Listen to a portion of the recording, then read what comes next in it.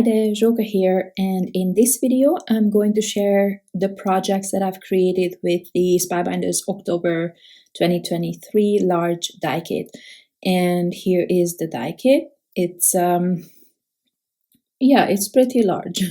It's this beautiful house with foliage around it, and then you have fun little details, a fence, some windows, doors, a little canopy or whatever that is, and I think that and some pine trees, and obviously the detail dies for the flowers and the foliage around the house. So there's a lot of pieces, and it's really a beautiful set. I was so happy for it, and you will see that I really enjoyed working with it as well. This one is an add-on kit, a stamp set that works with the banner that's included in the kit. And in fact, I think this one, the banner is actually in the small die kit. And then there is the this month's 3D embossing folder, which unfortunately I entirely forgot to use. And this is another embossing folder that I will in fact use, and this one is coming to the Spellbinders store on the 10th of October. I believe it's from the new Simon Hurley collection. It's similar. There's already something similar. I think it just has Snowflakes, the one that's already in the shop, and this one has some little stars as well. Don't ask me. I don't know why I forgot to use the tree embossing folder. I was so focused on all the projects. First of all, this one, I think it was another one that I'm not going to use. I embossed some of these banners because I wanted to use these with the houses instead of the sentiment that actually comes with the die set, which is Noel. On one of the houses, I think I'm going to use that, but I wanted to use some of these. And like I said last month, because last month that was also an add-on product, I just don't remember what it was, but I think that was an add-on die set. This one is just a small stamp set, and if you want to have it, I believe the best thing to do is to cancel your subscription and resubscribe, because then you can add this without having to pay extra shipping cost. That's what I was told last month, so I hope it's still the same rule. It's a very small stamp set, so to pay shipping cost on it is always kind of not good. I mean, I would never do that for sure. Okay, so what am I gonna do here? What you probably already know this. I mention it in all my videos, but I don't really show it. But I do layer up most of the die cuts, not these small flowers I didn't, but the bigger ones definitely I add a second layer to them, just so that everything is sturdy, not gonna crash in the mail. Here I am using some vellum, but not just simple white vellum. I wanted to add something a bit more special, so I'm adding this to the windows, and I still will add the cutout window in a dark gray to the background, so that the vellum actually stands out a bit more. And I'm adding a second layer to this, again, like I said, because I want it to make it sturdy, but then there's going to be the third layer in the background with the gray windows, if that makes sense. But first I'm just going to create this part. And you can see I create dimension either with layered pieces or some foam tape, but dimension is super important for me. And then here I'm just going to show you how all these pieces come together, but I mean, you cannot go wrong with them. It's so simple because all the shapes are given, so you really cannot miss what goes where. Then these small berries, you can see I also added a layer of heavyweight white cardstock there. Obviously you don't have to do this. I'm just showing you that this is how I do it. This is how my projects are dimensional. That's how I like it, but it does take a lot more time for sure. I'd rather create less projects, but then this way, than mass produce things that I'm not satisfied with in the end, you know. But this, to each their own. Everybody creates projects for different reasons, and none is better than the other. I only do it because for me, it's art, not necessarily because I'm actually giving them to anybody. If I find somebody to take them, of course, but I don't create them, most of them, I don't create them with somebody specific in my mind. However, obviously Christmas cards are always great because all our family are in different parts of Europe, so obviously it's great that I can send cards at least. So Christmas cards are always welcome. Okay, so I'm layering up the fence as well, because obviously this is a dimensional piece here, so it's good that that it holds up, you know. I added 2 layers of heavyweight white cardstock, and then I'm adding a layer of the color, which is a dark, I don't remember, it's called lunar gray maybe. It's from Spellbinders for sure. And I trimmed off the tab, you know, those side pieces of the 2 layers that I added, because you can never fold all those layers together. So, and then in the middle I added some foam tape to level or to make everything flush, and so it's more, you know, hopefully it's not gonna crush in the mail. But I always send my cards in bubble mailer or box with presents, so it's you know, it doesn't have to be super how should I put this? I'm always very careful with it, but it's okay if it's not that safe, so to say. As you could see, I added foam tape in between those layers, and basically the house is ready. I added some little ornaments to those trees, and then I'm just adding this to a 5x7-inch background. So this actually fits on a normal A2 card, by the way, but I wanted to have some frame around it.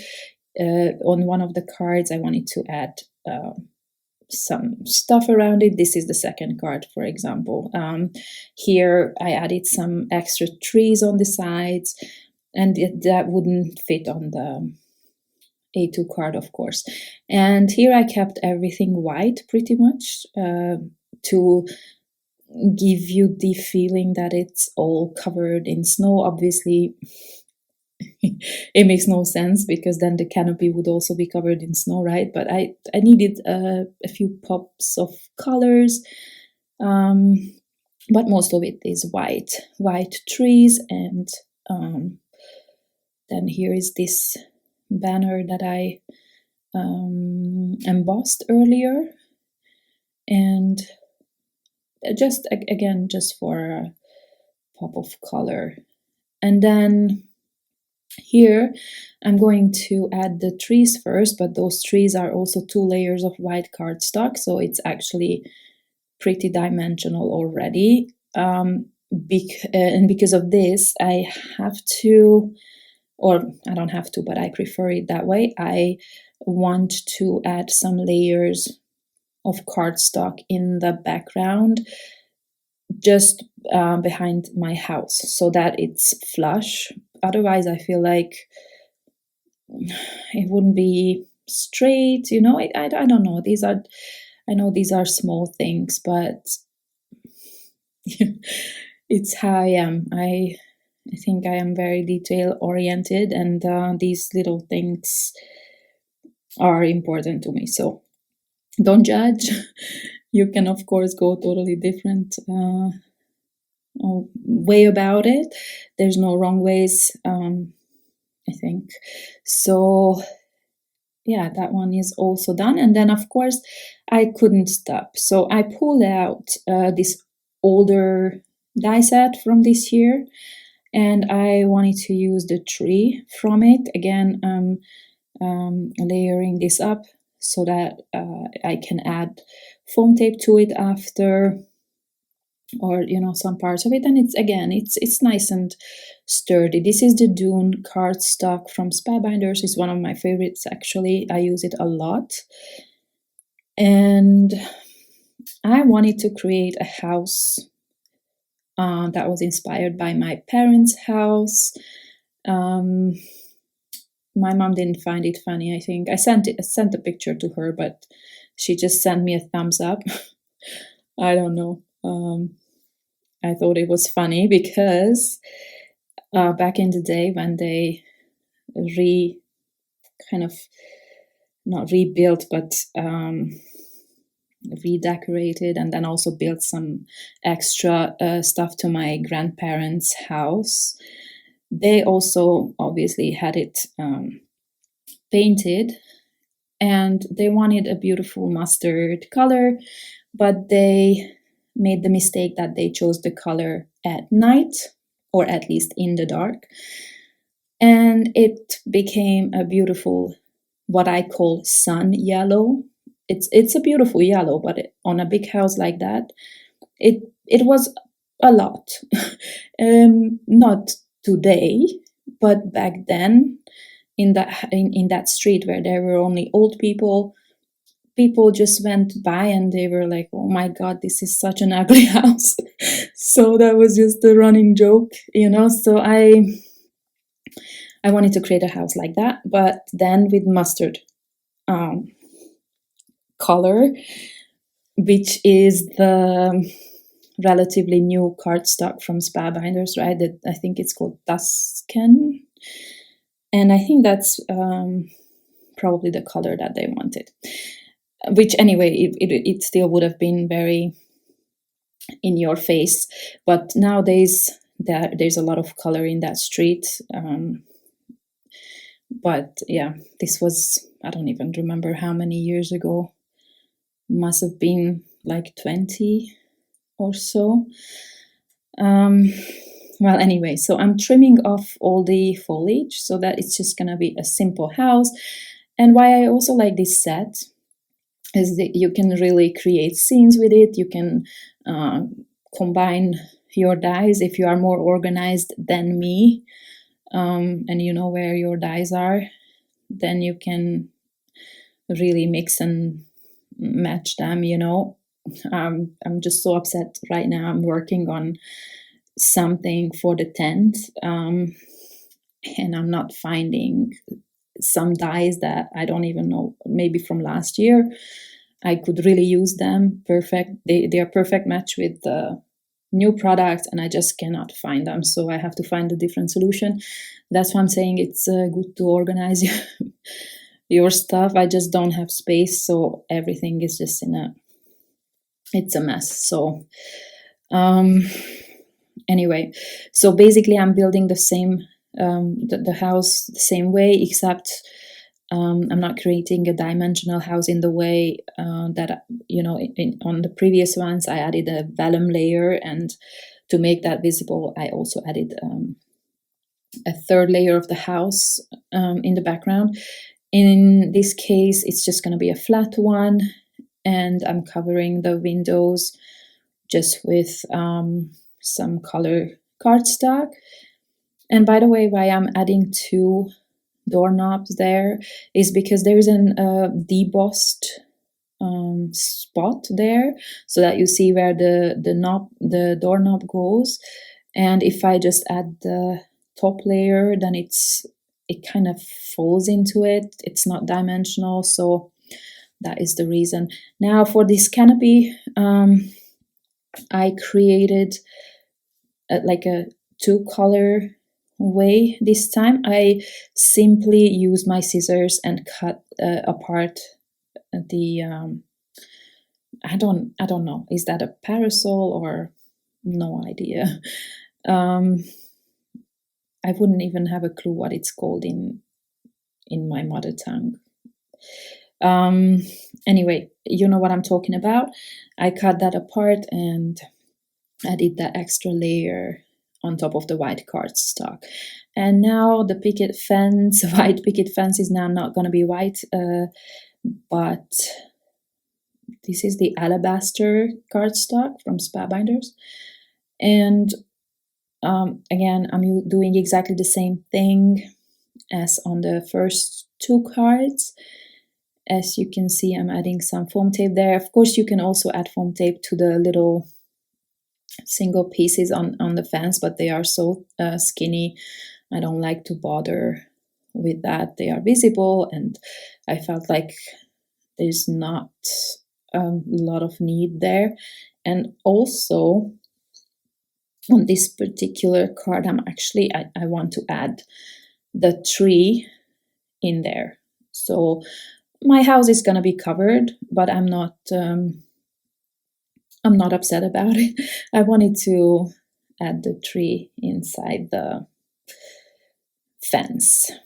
So I'm only adding foam tape in the middle section, mainly because, again, there's skinny branches there, but also I don't really need it on the left-hand side because it's gonna kind of hang off anyway. I don't know if that makes any sense, but you will see here.